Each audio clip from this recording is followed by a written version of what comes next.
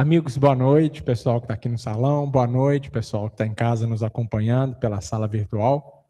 Nós vamos fazer a nossa prece, né, para a gente iniciar o nosso estudo do EMED de hoje, agradecendo ao Pai de infinita bondade e misericórdia pelo dom da vida, a possibilidade da criação e as oportunidades da reencarnação pelas quais passamos, buscando sempre a nossa evolução, a nossa melhoria moral. Agradecendo a Jesus por esta oportunidade imensa do seu evangelho de amor, a nos fortalecer, a nos instruir, a nos auxiliar durante essa nossa jornada espiritual. E aos bons espíritos, aos mentores de cada um de nós, aos mentores desta casa, por tanto amparo e auxílio que a nós se dedicam no propósito de execução do bem. Ampara também, Senhor, aqueles corações em dificuldade, onde quer que eles se encontrem. Auxilia a nossa amiga Cristina, que não pôde estar conosco aqui na noite de hoje, que ela se recupere bem, possa se reequilibrar e retornar às atividades com serenidade, com tranquilidade. Que o Senhor possa permanecer nos auxiliando na jornada, Jesus. Sobretudo, se apiedando de nós, diante das nossas imperfeições, das nossas dificuldades, mas igualmente nos fortalecendo, nos dando bom ânimo, para que busquemos nos reeducar e nos reformar a todo instante nos seja possível. Esteja com todos nós, Mestre querido, pois temos a certeza que muito precisamos da Tua iluminada presença ao nosso lado nesta caminhada. Que assim seja, graças a Deus. Muito bem, vamos dar continuidade de onde nós paramos, né? Semana passada, nesse texto da mulher adúltera, nós fomos até o versículo 9. Então, para quem está vindo pela primeira vez nessa temporada, não teve aí a oportunidade de acompanhar os vídeos que a gente já disponibilizou lá no canal do YouTube do Abrigo, nós estamos trabalhando a passagem da mulher adúltera, Evangelho de João, capítulo 8, versículos de 1 até o 11, é o conjunto textual que a gente está desenvolvendo. Hoje é o nosso último dia nessa temporada, então vamos quebrar os paradigmas, vou refazer a leitura e aí nós continuamos da semana passada, agora em diante. Diz o texto, segundo a tradução da Bíblia de Jerusalém. Jesus foi para o Monte das Oliveiras. Antes do nascer do sol, já se achava outra vez no templo. Todo o povo vinha a ele e, sentando-se, os ensinava. Os escribas e os fariseus trazem, então, uma mulher surpreendida em adultério, e colocando-a no meio, dizem-lhe: Mestre, esta mulher foi surpreendida em flagrante delito de adultério. Na lei, Moisés nos ordena apedrejar tais mulheres. Tu, pois, que dizes? Eles assim diziam para pô-lo à prova, a fim de terem matéria para acusá-lo.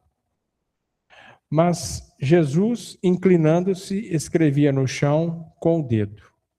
Como persistissem em interrogá-lo, ergueu-se e lhes disse: Quem dentre vós estiver sem pecado, seja o primeiro a lhe atirar uma pedra. Inclinando-se de novo, escrevia no chão.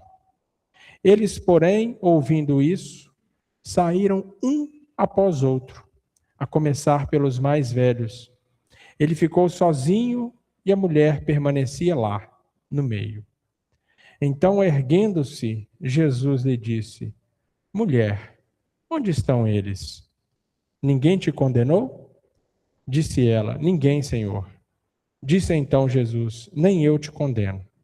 Vai, e de agora em diante não peques mais. Então esse é o texto que a gente está trabalhando, né, ao longo dessas semanas. E semana passada comentamos um pouco aí no versículo 9, a atitude, o comportamento de cada um daqueles presentes que colocaram essa mulher em evidência, quando Jesus apresenta esse ensinamento magno, né? Aquele que não tiver pecado, que lhe atire a primeira pedra. Então, aquele grupo, aquela turma ali presente, tentando fazer essa contraposição com Jesus, percebendo o tamanho do ensinamento que Jesus apresentou, que o objetivo era colocar ele em contradição naquilo que ele estava pregando, percebendo o tamanho desse ensinamento, eles começam, um após o outro, sair ou deixar aquele ambiente, sair daquele local. O Sobral, na obra que a gente, né, tem acesso, para quem não conhece, estudando o Evangelho com Sobral, no volume 1, ele trata essa passagem. Então, na altura desse trecho, ele traz um comentário interessante para a nossa reflexão que eu quero trazer para nós aqui hoje. Ele diz mais ou menos assim, que nós, em determinados momentos, também nos afastamos de Jesus. Nos afastamos de Jesus pelo nosso posicionamento, pela nossa imperfeição, também por transitarmos nessa perspectiva do pecado diante das nossas dificuldades e não conseguirmos continuar seguindo ou mantendo em nós a proposta de seguir estes ensinamentos, que são ensinamentos libertadores. Então, como a gente acaba incorrendo nessa proposição do pecado, também nos afastamos de Jesus. E que a gente precisa ter um olhar de atenção para isso. Atenção para que esse afastamento ele não se alargue cada vez mais. Que a gente busque rever a nossa rota e voltarmos à nossa condução de aproximação para Jesus. Como dizem os Espíritos, em resposta à questão 625 do Livro dos Espíritos, Jesus é o nosso guia e modelo, é a nossa referência de caminhada. Se a gente quer um espelho para a gente poder andar com segurança na estrada da vida espiritual, que aqui nós não estamos mencionando absolutamente nada de ordem material. Se a gente quer ter essa referência para fazer essa jornada com segurança, o melhor arquétipo, a melhor estrutura humana que a gente tem conhecimento é de Jesus. Então, que a gente consiga cada vez mais se conectar a isso, se aproximar dele, buscando observar sempre e executar, não apenas observar, mas executar as orientações que ele nos deixou a respeito de tudo, em qualquer um dos nossos comportamentos. São condições, às vezes, muito complexas para nós? São. Mas nós precisamos estar atentos àquele processo do primeiro passo. Muitas vezes nós queremos realizar mudanças em nós. Almejamos isso para a gente conseguir caminhar de forma mais confortável, de forma mais amena, mais tranquila, mais equilibrada. Mas se a gente não der o primeiro passo para realizar essa mudança efetivamente, a mudança não vai acontecer. Às vezes a gente fica aguardando um momento, aguardando uma oportunidade. Oportunidades e momentos não nos faltam, nós é que não temos o olhar adequado para poder nos encaixarmos naquele instante e tentarmos fazer essas transformações. Toda transformação que a gente imaginar fazer vai requisitar em nós trabalho. Trabalho muito árduo, porque não teremos acusadores dessas mudanças. A nossa própria consciência é que vai nos julgar se a gente conseguiu realizar esse trânsito ou não. E o trabalho não é árduo tão somente por essa conduta interna que a gente precisa ter, mas ele vai ser árduo também externamente. A gente vai perceber que quando a gente realiza mudanças, muitos que caminham conosco muitos que estão no trânsito da jornada conosco vão ficar pelo caminho. Porque às vezes não dão conta de acompanhar as mudanças que a gente se propôs a fazer. Então a gente vai receber inúmeros adjetivos para frente.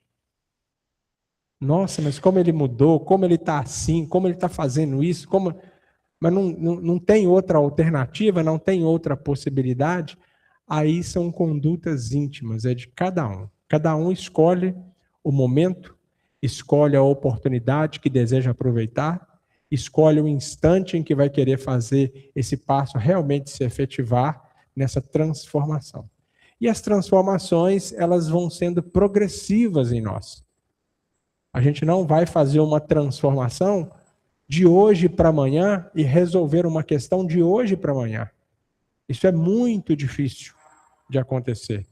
São pequenas doses, pequenos reajustes, pequenas reeducações que vão nos levar a um conjunto maior.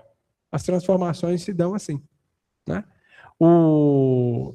A espiritualidade, na questão 783, se eu não estiver equivocado, aí quem tiver em casa aí com o Livro dos Espíritos aberto, pode fazer uma busca para nós, que nos auxilia aqui, e reporta aí para a Fernandinha, que a Fernandinha corrige se for necessário. Mas eu acho que a questão 783, ela vai falar do progresso, que está lá dentro da lei do progresso. E o Kardec faz uma pergunta mais ou menos assim, questionando se esse progresso ele é contínuo, se o progresso se dá de forma constante em tudo, em nós e nas coisas. E os espíritos respondem em duas partes essa questão. Dizem eles que as questões de forma mais automatizadas, elas vão ter o progresso natural, é o progresso natural das coisas. Mas tem aquelas questões que estão relacionadas aos nossos reajustes morais. E quando, dentro dessa condição, enquanto grupo, nós não caminhamos, eles respondem lá, quando um povo não caminha mais depressa do que ele teria condições ou do que ele deveria fazer, Deus o suscita a um abalo físico ou moral que o transforma. Então, quando a gente coletivamente resolve não caminhar como nós deveríamos, como nós temos condições, nós passamos por esses abalos estruturais. Isso acontece de tempos em tempos conosco. Qual é a dificuldade para nós? Qual é o tempo? A gente não sabe de quanto em quanto tempo que vai acontecer, né? E às vezes acontece, muitos enxergam a oportunidade, aproveitam a oportunidade e vão caminhar. Outros não percebem a oportunidade e continuam fazendo do mesmo jeito. São escolhas que a gente tem. Se a gente continua fazendo do mesmo jeito, a nossa perspectiva de horizonte vai continuar sendo exatamente a mesma, não mudou nada, né? Então nós temos muitas oportunidades ao longo da nossa caminhada. E isso tudo tem relação com o que Jesus está ensinando aqui, porque quem tiver pecado que atire a primeira pedra. Todo mundo tem pecado. Então a consciência cobra, como é que a gente vai atirar a pedra? Aí vai saindo. Saem os mais experientes. Aqueles que têm mais tempo de vivência, de experiência, de maturidade, muitas vezes, para entender qual é o real sentido dessa instrução pequenininha que Jesus deixa para eles. Os mais novos, observando os mais velhos, porque naquele tempo tinha a observação do ancião, né? Nós estamos falando numa cultura em que isso era respeitado. Ainda é respeitado. Então, os mais novos, observando os mais velhos, falaram, opa, se os mais velhos não tiveram a condição de atirar a primeira pedra e saíram, quem somos nós que não estamos entendendo sequer o contexto disso aqui direito? Então nós vamos sair também, que é a melhor condição para nós. Tranquilo até aqui, gente? Ok? Versículo 10. Aí Jesus permanecia lá, sozinho, né? Então Jesus ficou lá sozinho e a mulher continuou lá sozinha. Aí no versículo 10, então erguendo-se, Jesus lhe disse: mulher, onde estão eles? Ninguém te condenou? Então Jesus observa que daquela situação toda que se apresentou, ninguém tinha ficado depois da instrução que ele deixou. Então ele vai questionar a mulher. A mulher passa de um ponto de foco de uma dificuldade para um ponto de foco de aprendizado. Então ela vai ser o foco de aprendizado. Porque quando Jesus dá uma instrução, como a que ele deu, e que mexeu com todos aqueles outros corações que estavam ali, mas que eles se retiraram, por que eles se retiram dali? Porque eles não dão conta de permanecer no ensinamento de Jesus. Eram hipócritas. Eram os fariseus. Jesus sabia. Jesus tinha noção. Tanto que ele condena esse grupo, condena no sentido de ser firme na ação dele, em vários outros momentos. Reprova a maneira de conduta, porque era quem tinha o conhecimento da lei de Deus, nas mãos, para transmitir, e não fazia. Então Jesus reprova essa conduta. Então agora a mulher passa a ser um foco de atenção enquanto aprendizado. Jesus, com o cabedal moral que a gente conhece hoje que ele tem, pergunta se não tinha mais ninguém. Se ninguém ali condenou aquela mulher. Ninguém condenou? É o questionamento que... Cadê aqueles que estavam aqui te acusando? Ninguém te condenou? Não tinha mais ninguém lá, né? A gente relembra o que nós comentamos aqui em semanas anteriores, a proposta de chegar com a mulher em ponto de evidência e chamar a atenção dos demais e do próprio Jesus sobre o que fazer diante do que a lei mandava, era a observância à lei terrena, à lei transitória. A instrução de Jesus é pautada na lei de amor. É uma lei que não tem limites, não tem barreiras. Então, todos nós estamos inclusos.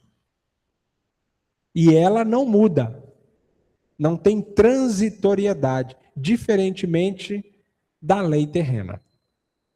Ok? Hoje, no final, agora não, vou deixar para o final, eu trouxe um texto do Evangelho segundo o Espiritismo, porque esta passagem é trabalhada no Evangelho segundo o Espiritismo, no capítulo 10. E aí eu vou fazer mais à frente uma leitura de um espírito deste capítulo sobre este assunto, porque o foco aqui é o processo da indulgência, como a gente vem comentando ao longo das semanas. Eu vou fazer uma leitura da instrução desse espírito, para a gente entender qual é a compreensão desse espírito sobre o processo da indulgência, comentando esta passagem especificamente, tá? Vou dar uma pausa no texto. Sim, Elmo. Cadê o microfone? O microfone está com você, Ju? Só um minutinho, Elmo, que a Ju vai levar o microfone aí, tá?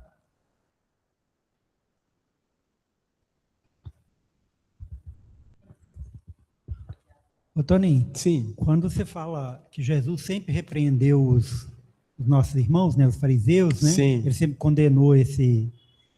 Assim, eles tinham conhecimento, né? E eles passavam. Só que eles falavam, mas não faziam, né? Aí a gente pode concluir que falar não é muito difícil, não, né? Não. Todo mundo consegue falar um pouquinho do que sabe, né? Mas o difícil é você praticar, né? É o comportamento, é a conduta, porque é isso que arrasta, né? Sim. Que nos eleva. Exemplo é que arrasta multidões, né? Palavra pode até educar. Em inúmeras situações, é uma condicionante para isso. Mas, para falar assim, vamos fazer transformação? Você quer observar a transformação do outro? Observa a exemplificação que ele te dá. É o que você colocou. Palavras são palavras. Tanto que Jesus menciona para a gente assim, o importante não é o que entra pela boca, mas o que sai dela. Porque o que sai dela é o que pode edificar ou o que pode destruir. É o que pode elevar ou o que pode ferir. Né? E o que sai da nossa boca é resultado do que o nosso pensamento estruturou, arregimentou, e se a gente não tiver vigilante, vai comandar o que a gente fala e o que a gente faz. Assim nos diz Emmanuel na obra Pensamento e Vida. Tranquilo? Muito bem. Nas semanas anteriores, eu não sei se a Cristina está na sala virtual conosco, tá? Se ela tiver, aí ela deve se manifestar aí, talvez.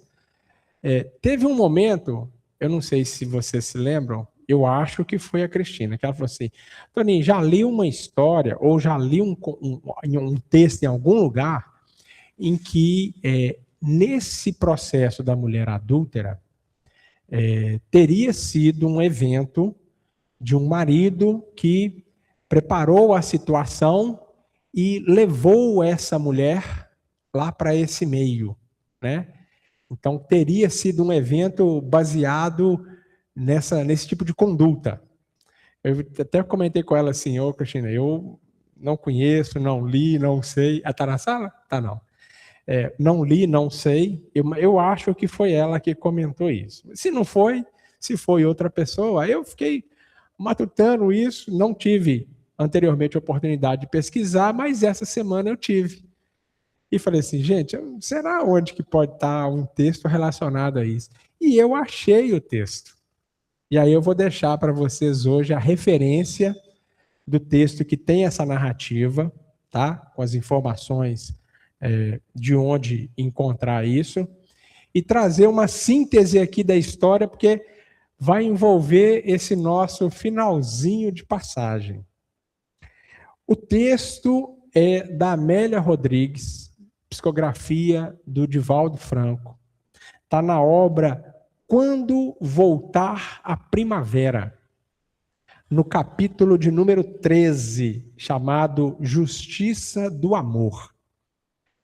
E esse capítulo, ele fala exatamente de um marido que, aqui eu vou usar palavras minhas, tá? Porque sem a menor chance de tentar parafrasear a Amélia Rodrigues, porque o linguajar, gente, é muito rebuscado. Mas muito rebuscado. Eu fiquei lembrando do Emmanuel, dos textos do Emmanuel, falei, nossa, mas aqui tá... Multiplica o rebuscado por um X aí, é a estrutura linguística que ela coloca no texto. Mas muito interessante, porque ela relata mais ou menos assim, esse marido, já de algum tempo, ele encontrava dificuldades no seu casamento, no seu matrimônio. E dentro das dificuldades, ele começava a suspeitar da esposa. Exatamente suspeitar que a esposa o estivesse traindo, ou que o pudesse trair. Só que ele não se dedicava à esposa, não se preocupava com ela, deixava as coisas sempre ao léu, sem dar a devida importância, sem dar o devido suporte, né?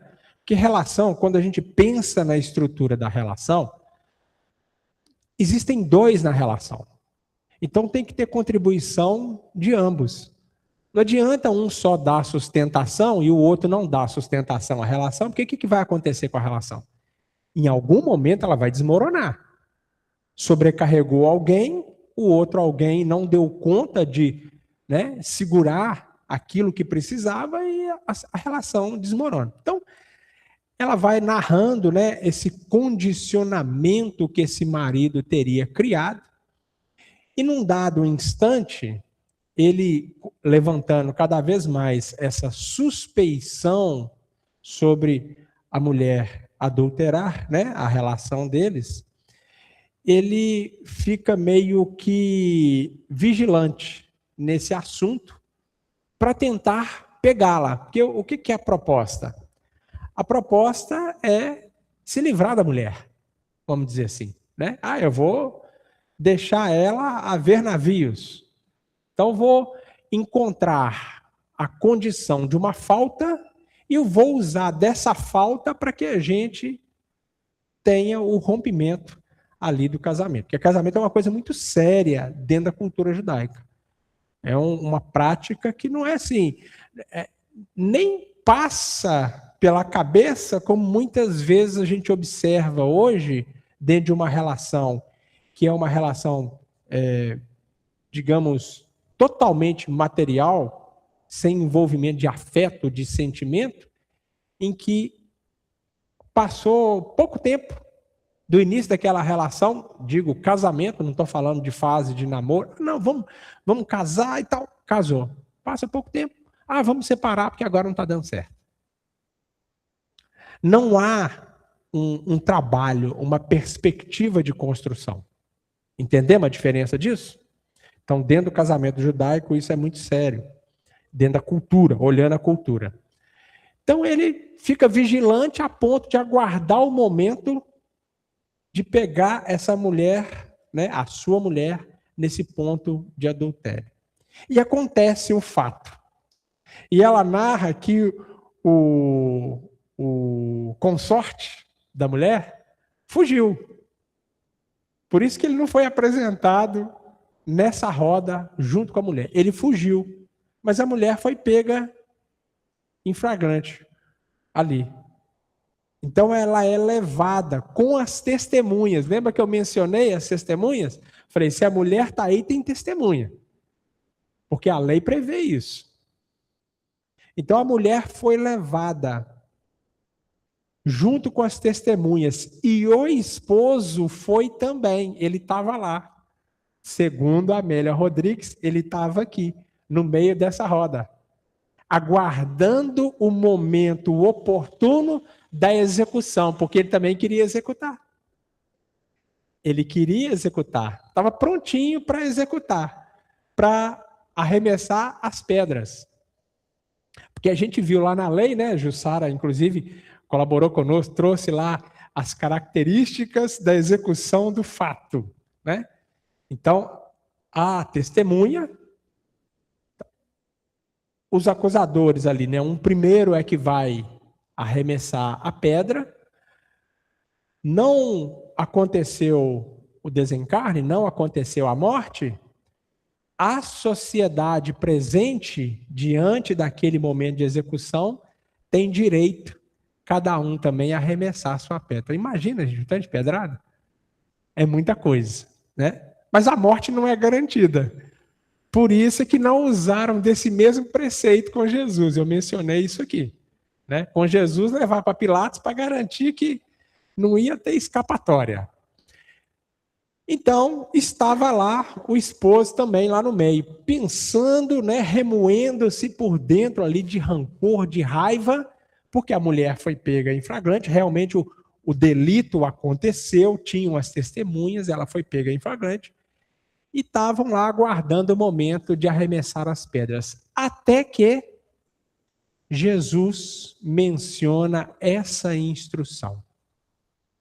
Aquele que não tiver pecado, que atire a primeira pedra.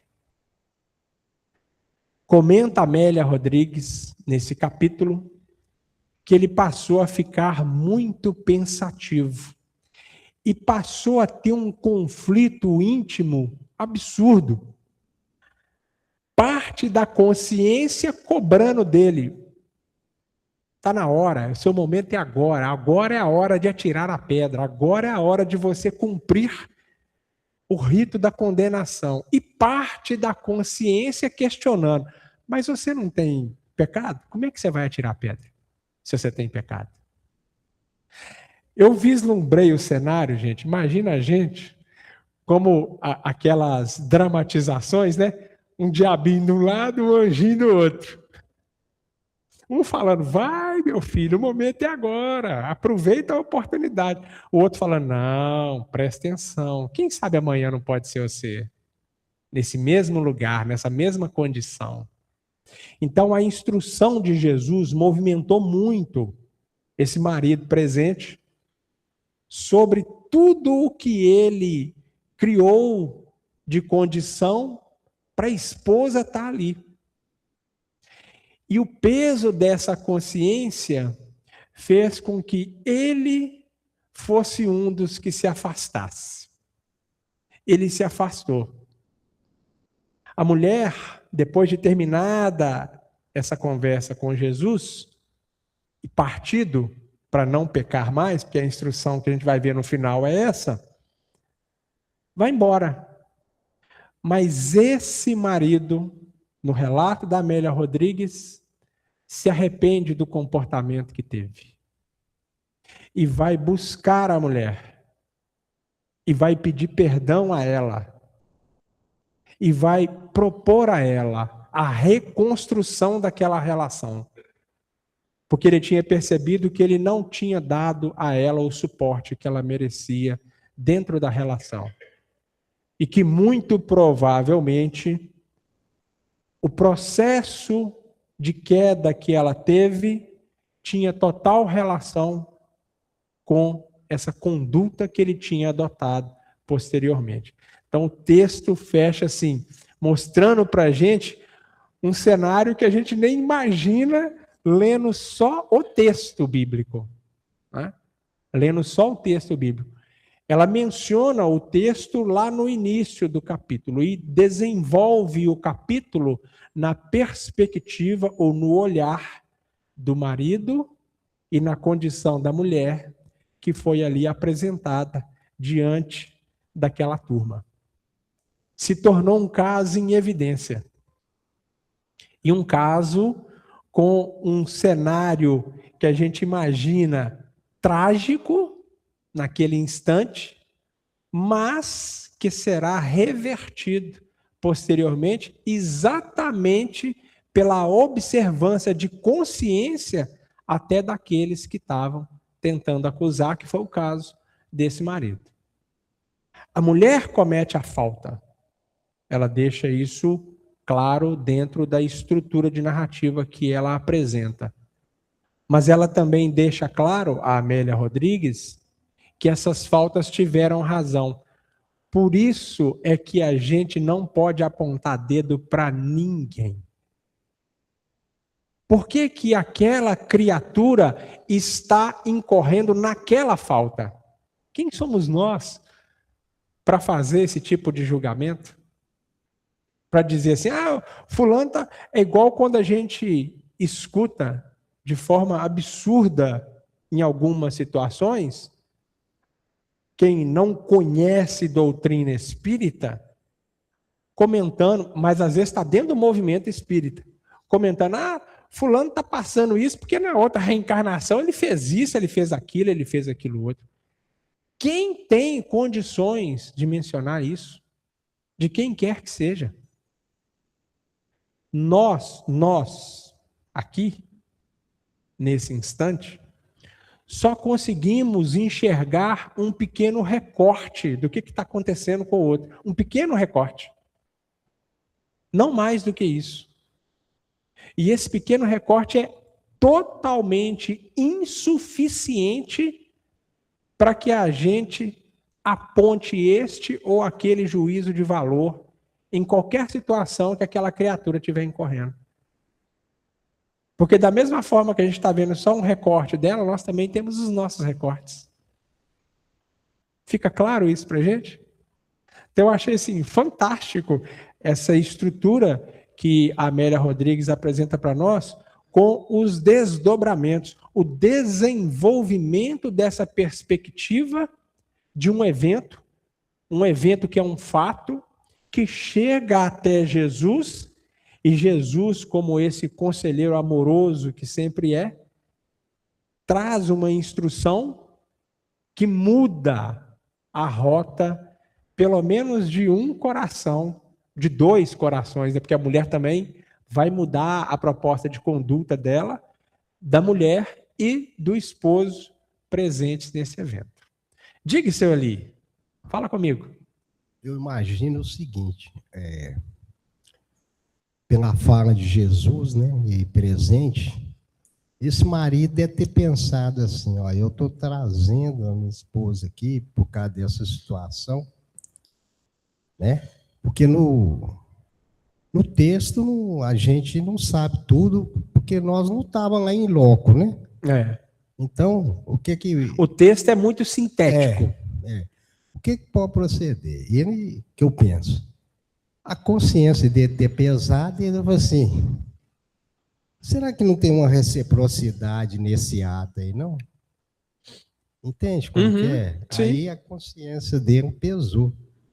Por quê? Como naquela época, e hoje também, muitas das vezes, se a gente for analisar, não é muito diferente? Não. A questão do machismo, né?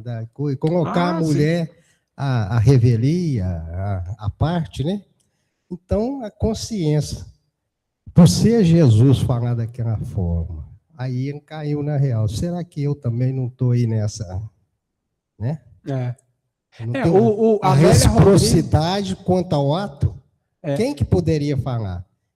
E também os demais ali.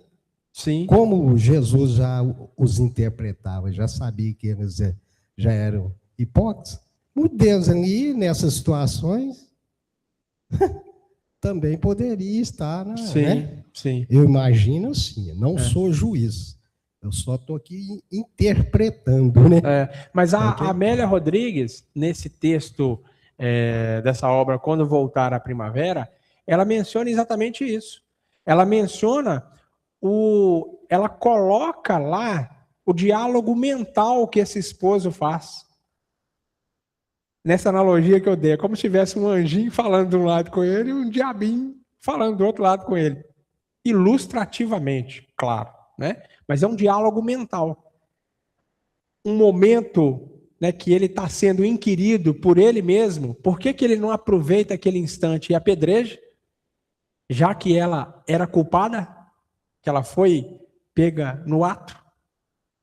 E um outro momento que ele também se questiona, mas pode ser comigo. Eu também tenho pecado, então como é que eu vou condenar? Como é que eu vou executar como é que eu vou executar essa sentença se eu também tenho pecado? Porque o que chamou a atenção dele foi essa máxima de Jesus, gente. Essa instrução, aquele que não tiver pecado, atire a primeira pedra. Isso é que despertou esse questionamento consciencial desse esposo naquele instante. Diga, Cláudia. Fernanda? Diga, Fernanda. Hoje eu não estou lendo, não, sou eu mesma. Sim. Enquanto você lia aí o texto da Amélia Rodrigues, eu fiquei até emocionada aí no final. E eu não organizei direito por que eu fiquei tão emocionada, mas, na verdade, o tempo não me permite enrolar.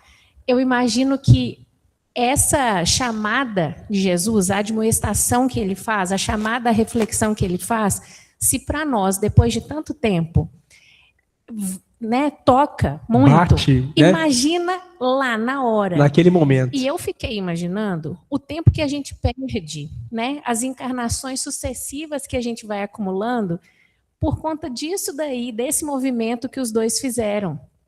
Quando ele intimamente reconhece a parte que lhe cabia no erro da outra pessoa, né? Então, assim, quantos processos obsessivos não se instalariam se a gente pensasse melhor, né? Sim. Quantas encarnações a gente aproveitaria melhor se a gente batesse no peito, ao invés de com orgulho, né? Batesse no peito e falasse, qual é a parte que me cabe?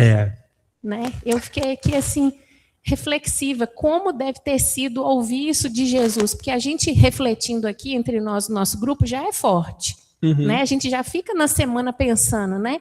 Mas nas nossas hipocrisias, nas nossas, né, adulterações diárias, mas eu fico pensando, ele falando lá na hora, atalhou e esse homem, né, já chega e fala assim, opa, deixa eu ir lá corrigir, eu não preciso de mais, né, 100 anos, 200 anos envolvido nisso aqui não, porque quanto ódio poderia, né, ser gerado a partir... Imagina ela apedrejada e a vida dela não ia acabar ali, né, a vida ia continuar e a amargura ia se instalar, porque já era uma vida de sofrimento em casa, num casamento que não era feliz.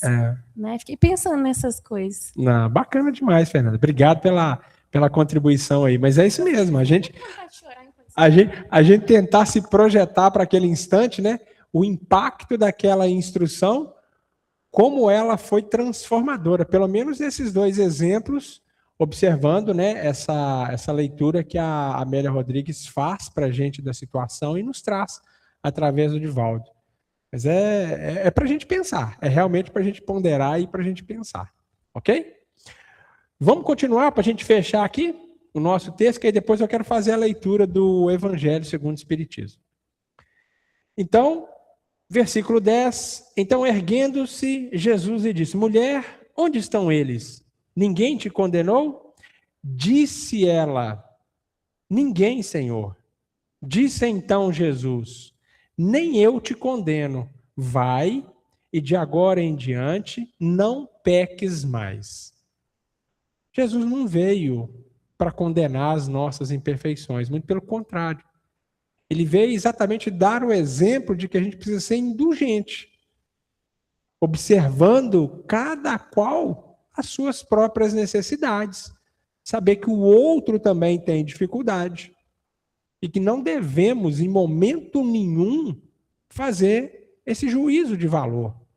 Porque não nos cabe. A gente não sabe a situação que levou a outra criatura àquele ponto, àquele instante. Então não vai ser Jesus que vai condenar essa mulher. Então o exemplo final que ele deixa, e aqui é o que eu mencionei anteriormente hoje, da exemplificação ou da instrução final que ele vai deixar. Então, se ninguém te condenou, eu também não vou te condenar. Vá e não peques mais. Ou seja, segue a sua caminhada. Não para. Não deixa que um tropeço desse te afaste da sua progressão espiritual. Dá prosseguimento à sua jornada espiritual.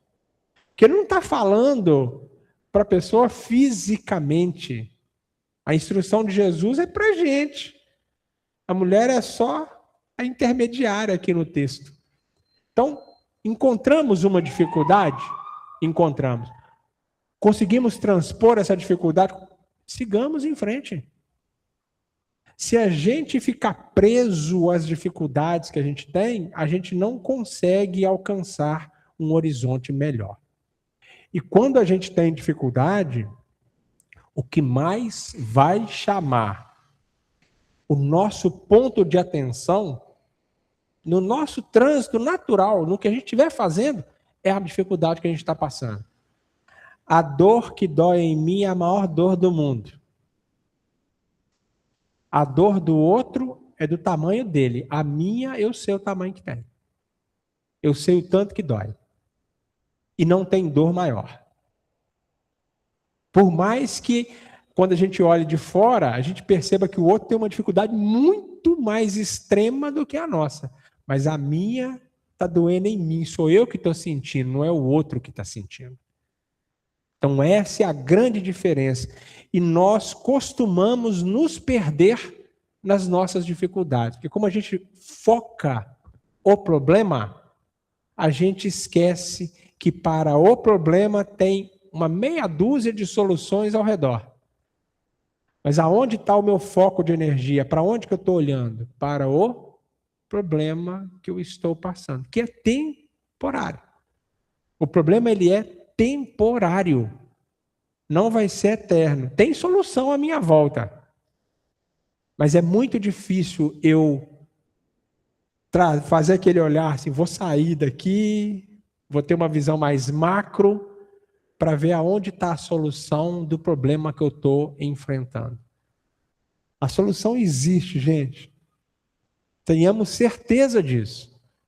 para que a gente não fique focado só no problema e perca as oportunidades de começar a executar o que é a solução das nossas dificuldades. Diga, fala, Célia. É só porque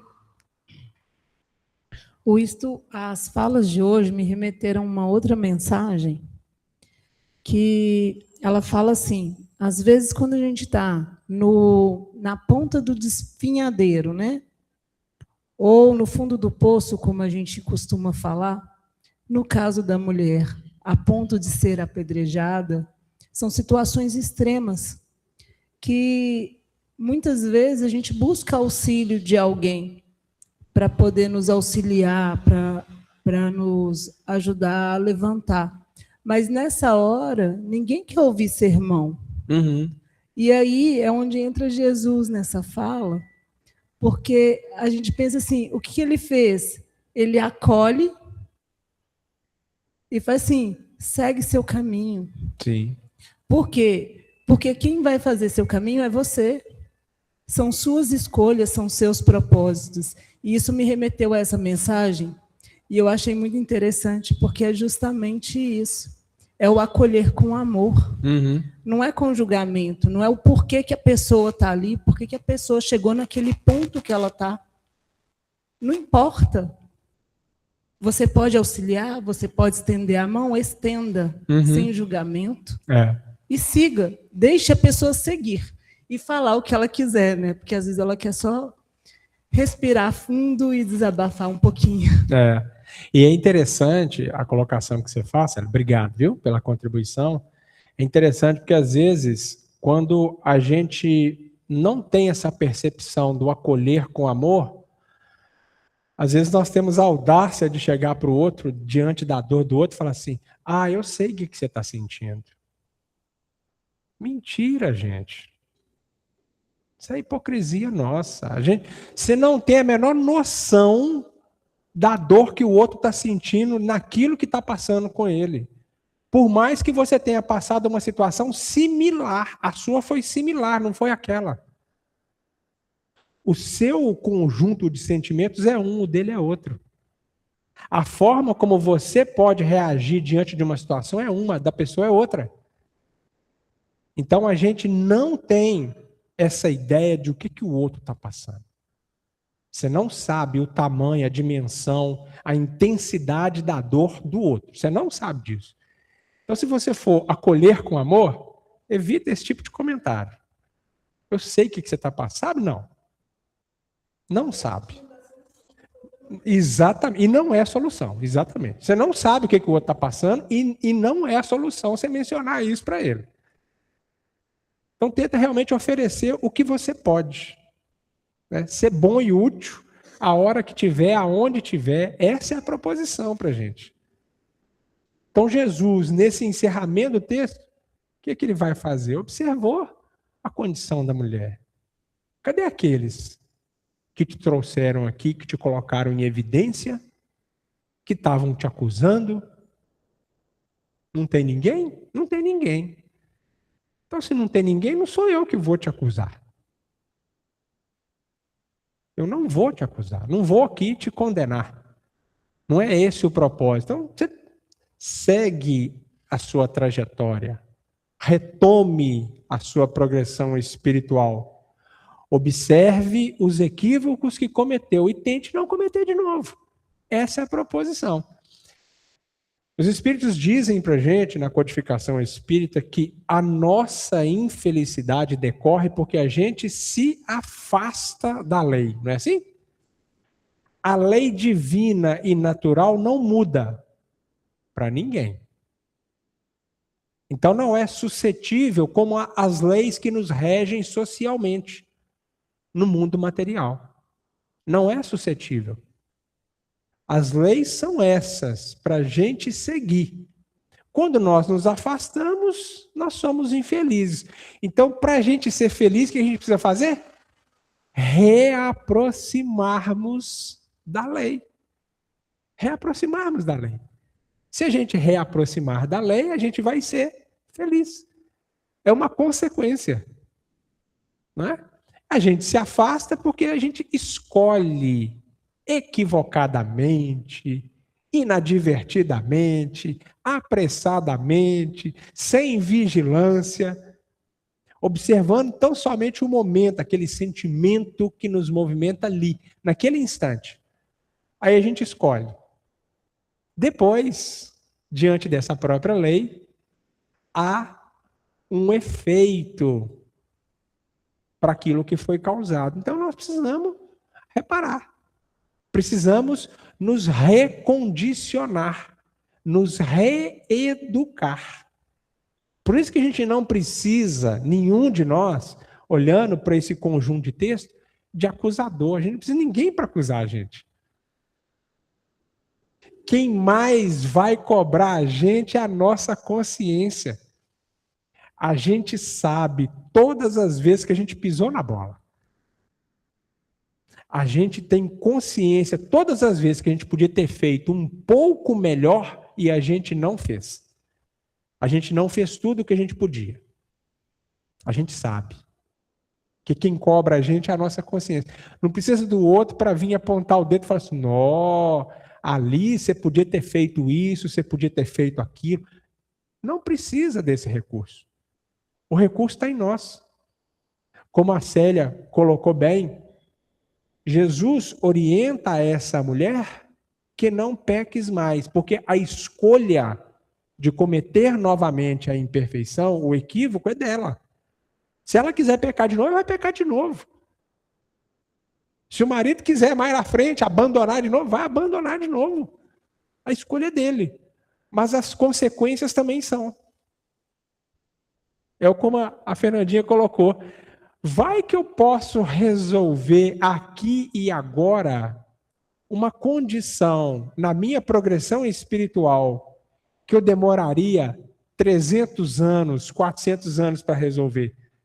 Eu vou resolver aqui agora. Por que eu vou esperar isso tudo? Sabe aonde essas instruções não têm impacto?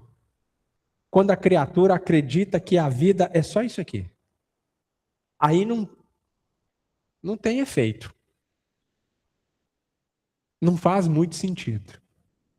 Mas quando olha para a realidade espiritual, a progressão espiritual, aí faz todo sentido. Aí chama a nossa atenção. Diga, Ju. Ô, Toninho, estou aqui pensando assim, não crie expectativas, né? Tem um ditado que fala, cria qualquer coisa, cria galinha, cria cachorro, gato, mas não cria expectativa, não. Uhum. Porque o problema da expectativa é que leva a gente à decepção, Sim, à frustração com relação ao próximo.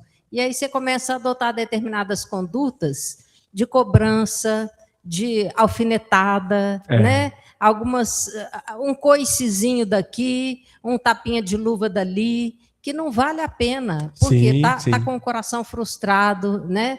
Tá achando que o outro não fez o suficiente, né? Então a gente cria a expectativa de que o outro imagina um ideal da outra pessoa. Projeta, né? Projeta, isso. Né? E isso é muito decepcionante. E o medo que a gente tem, em última instância, é o da solidão. Porque aí se pensa assim, não, mas se eu não esperar nada do outro, eu estou sozinho. Mas não tá, ninguém está sozinho. Ninguém está sozinho. Exatamente. E é esse o exercício que a gente tem que fazer. O exercício de libertar a outra criatura, de aceitar cada um como é, no tempo que é. Porque tem hora que você olha e fala assim, meu Deus, não é possível um trem desse. Hoje mesmo eu estava ouvindo um absurdo no noticiário de pessoas tentando retornar ao tempo ou cancelar determinados artigos de lei nos Estados Unidos que permitiram que a mulher pudesse votar.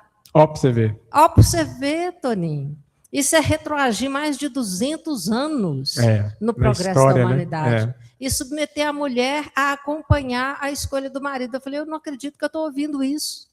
Dos Estados Unidos sendo projetado no Brasil.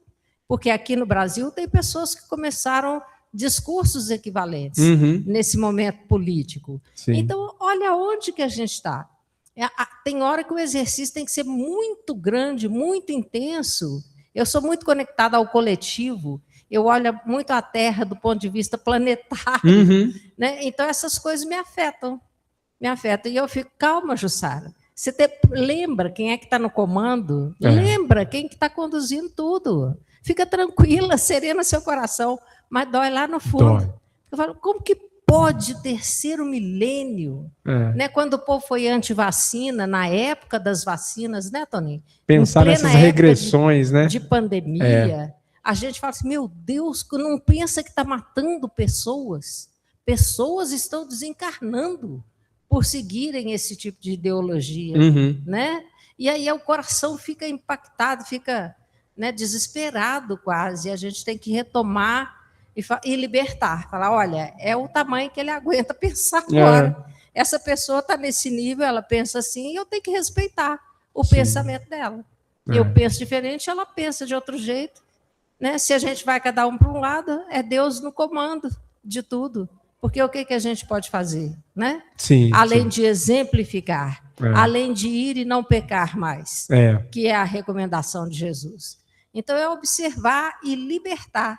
Libertar as criaturas, sabe? Não criar expectativa, fazer como disse o Haroldo no vídeo dele. Perdão significa #fui. A criatura te ofendeu, o problema é dela. Se você for se conectar com a ofensa e for querer cobrança e for criar expectativa de vingança e outras coisas, você só vai se embarcar e se enlamear junto. Então, aí problema que era dela vira seu.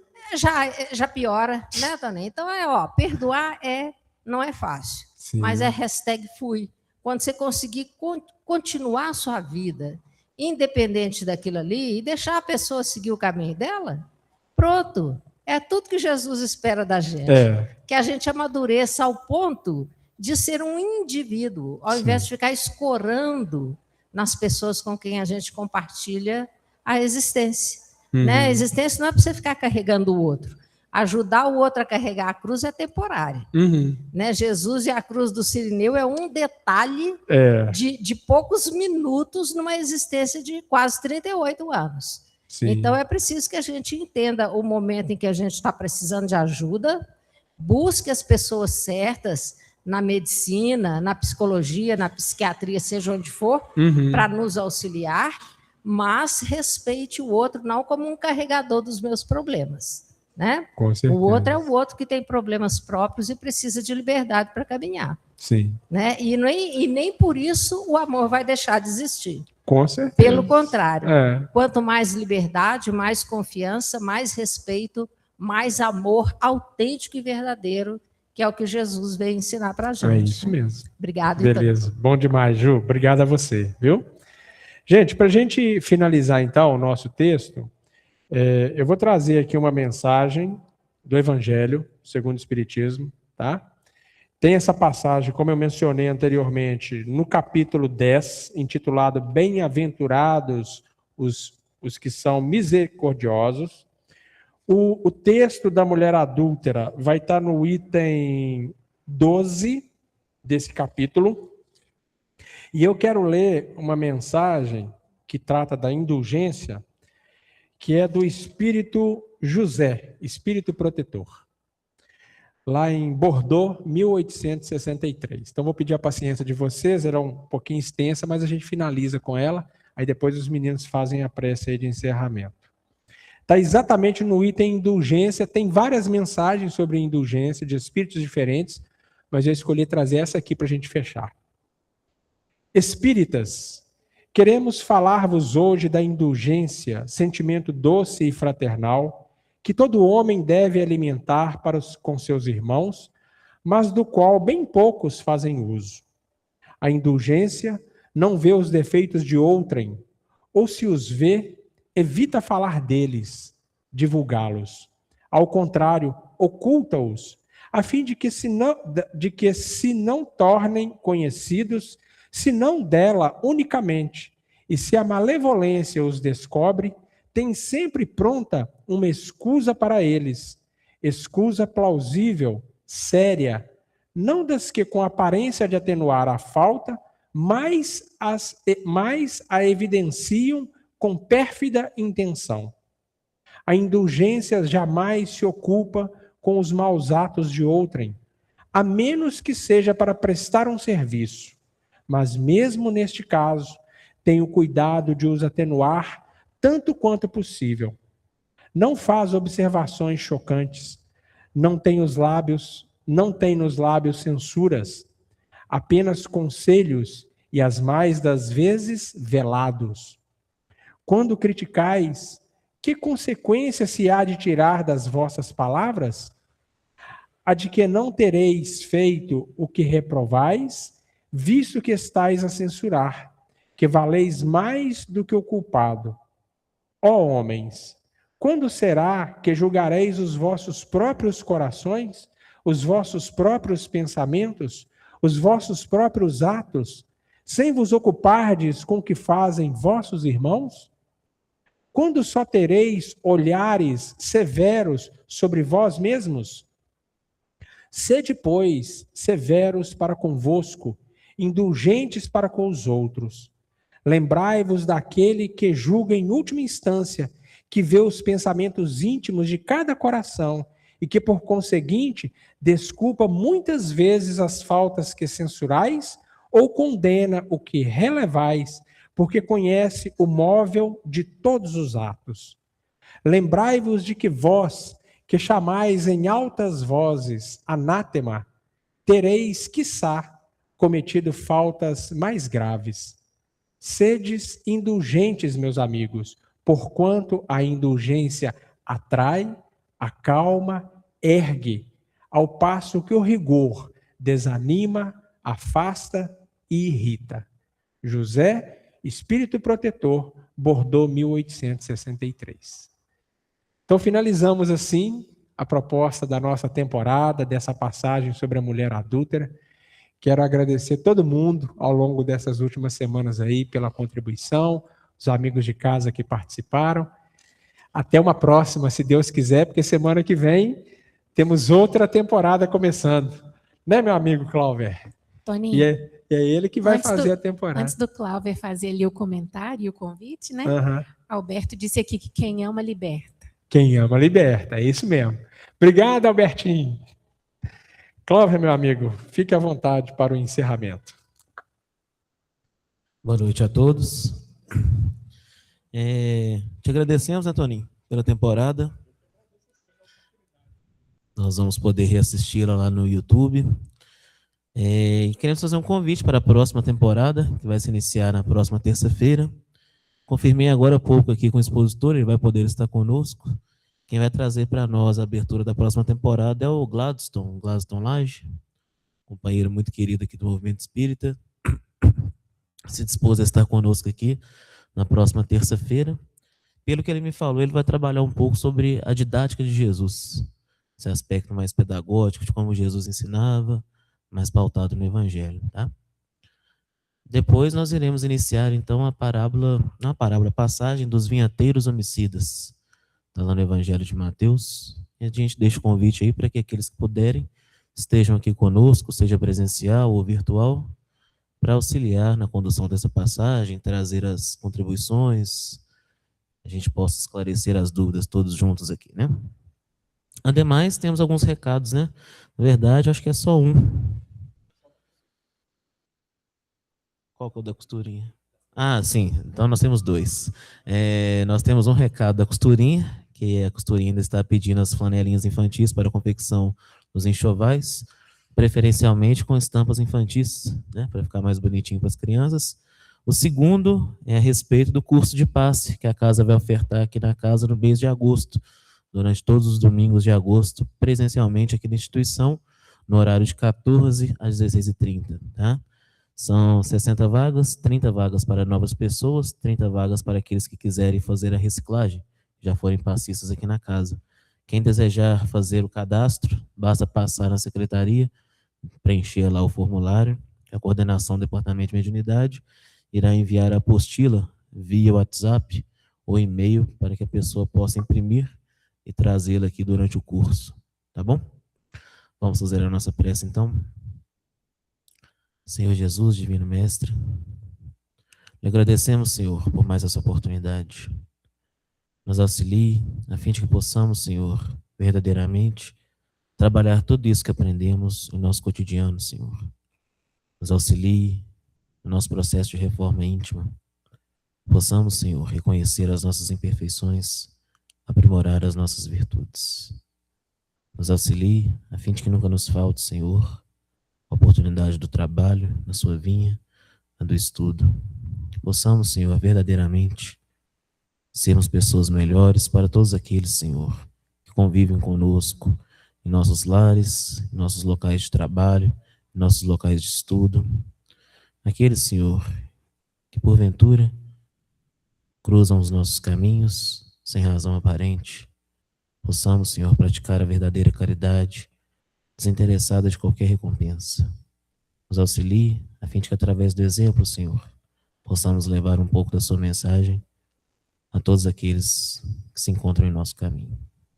Esteja conosco, nos abençoando e nos iluminando, hoje como sempre. Que assim seja, graças a Deus. Boa semana a todos, fiquem com Deus e até terça-feira.